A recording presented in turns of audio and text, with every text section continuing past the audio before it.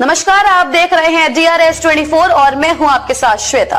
तो चलिए रुक करते हैं आज की प्रमुख और बड़ी। जीवनी मंडी स्थित चैम्बर सभागार में एक पत्रकार वार्ता का आयोजन किया गया। पत्रकार वार्ता में national chamber of industries and commerce UP Agra के अध्यक्ष संजय गोयल ने वित्तीय वर्ष 2024-25 में चैम्बर की उपलब्धियों की जानकारी प्रेस मीडिया प्रतिनिधियों को देते हुए कहा कि चैम्बर ने अपने उद्देश्यों, व्यापार, उद्योग और सामाजिक कल्याण के क्षेत्र में कई महत्वपूर्ण कदम उठाए हैं, जिसके चलते आगरा को एक नई दिशा मिली है। इस वर्ष चैम्बर ने केंद्रीय और राज्य सरकार के कई प्रमुख मंत्रियों से भेंट की ताकि आगरा के व्यापारिक व औद्योगिक विकास को गति दी जा सके।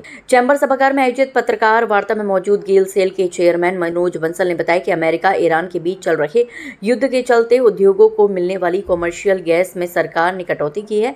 इससे प्रोडक्शन में कमी आई है, पर सरकार इस कमी को पूरा करने की दिशा में सार्थक कार्य कर रही है। पत्रकार वार्ता में national chamber of industries and commerce UP Agra से जुड़े विभिन्न सेल से जुड़े उद्यमियों के अलावा 2025-26 की नई कार्यकारिणी के पदाधिकारी और सदस्य भी मौजूद रहे।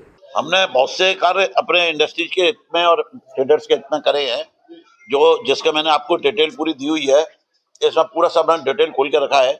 हमारा जो मेन था, एक बार हमने इस बार एक तो राज्यपाल महोदय को बुलाया स्थापना दिवस पर, और उनसे हमने लॉ यूनिवर्सिटी की मांग करी और उनसे अंतर्राष्ट्रीय स्टेडियम की मांग करी। एक हमने जो है AD Prashant Mishra ji, AD fire, उनसे मीटिंग करी, क्योंकि आगरा में फायर की एनओसी मिलने में समस्या आ रही थी, तो वो सॉल्व हुआ हमारा। हमने जीएसटी में जो अभी तक विसंगति थी, जो किन्ने के 18% था और हमारे इंजन पे 18% था, हमने जीएसटी काउंसिल को लिख के, मंत्रालय को लिख के जो मांग करी, जिस पर उन्होंने हमारी मांगते हुए 5% कर दिया।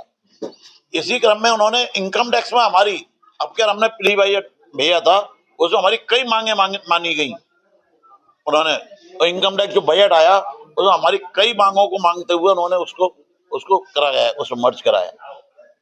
एक हमारा जो आईटी इंडस्ट्री लाने के आईटी पार्क का था, वो हमारे मुख्यमंत्री जी ने कही है कि वो चल रहा है और बहुत जल्दी उसके लिए अच्छी खबर आएगी। एक आगरा पे जो है, जो इंडस्ट्री नहीं लगा पा रहे सुप्रीम कोर्ट के, माननीय सुप्रीम कोर्ट के आदेश के अनुसार, उस पे हमने मुख्यमंत्री, आगरा के कमिश्नर, सबों के लिए सेक्टोरियल गाइडलाइन और सीसी रिपोर्ट पे जो ऑब्जेक्शन दिया वो कोर्ट में दाखिल हो गई है, जिसका भी हमें अच्छा आंसर मिलने की उम्मीद है। और कल उसकी एक तारीख है, तो शायद कुछ हमारी इंडस्ट्री खोलने में राहत मिल जाए, जो उम्मीद कर रहे हैं। मुझे बहुत ही अच्छा लगा कि हमारे अध्यक्ष संजय गोयल, इन्होंने पूरी टीम को एकजुट बनाए रखा और जो भी कार्य किए, टीम से समस्त जानकारी प्राप्त कर उसको आगे बढ़ाया। और सारी जानकारी आपको दे ही दी उन्होंने कि किस तरीके से हम मुख्यमंत्री जी से मिले, अग्निशमन से मिले, हम पीयूष गोयल जी से मिले, इंडस्ट्री के बेनिफिट के लिए जो भी हमारे इंडस्ट्री के लिए अच्छे से अच्छा हो सकता है, उसके लिए पूरे प्रयास किए हैं। और काफ़ी चीज़ों में हम आगे बढ़ गए हैं और काफ़ी चीज़ें पाइपलाइन में हैं। तो जो चीज़ पाइपलाइन में है वो हमारे आने वाले अध्यक्ष उसको पूरा करेंगे, जिससे उद्योग के लिए और आगरा के लिए बहुत ही अच्छा विकास होगा। यही मैं कहना चाहता हूँ। गेल गैस की जो अभी एक जारी नोटिफिकेशन मंत्रालय द्वारा, उससे स्थिति थोड़ी सी ऊहापोह हो गई थी आगरा इंडस्ट्रीज के लिए, जिसमें इन्होंने ये कंजम्पशन पे कट लगाते हुए और पर डे का जो कैलकुलेशन कर दिया था, उससे हमारी इंडस्ट्रीज बिल्कुल स्टैंड स्टिल वाली स्थिति में आ गई थी। और जिसमें कि जैसा आप लोगों को पता ही है कि आगरा के जितने भी उद्योग हैं वो डेली जो है कंटिन्यूअस प्रोसेस के हिसाब से नहीं चलते हैं, और हफ्ते में 2 या 3 दिन जो है गैस का कार्य उसमें होता है, तो वो खपत उसी हिसाब से की जाती है और वो क्वार्टरली बेस पे कैलकुलेट किया जाता है, जिससे ओवरऑल कंजम्पशन हमारा अपने लिमिट में रहता है, लेकिन दिन के हिसाब से वो कैलकुलेशन नहीं आता।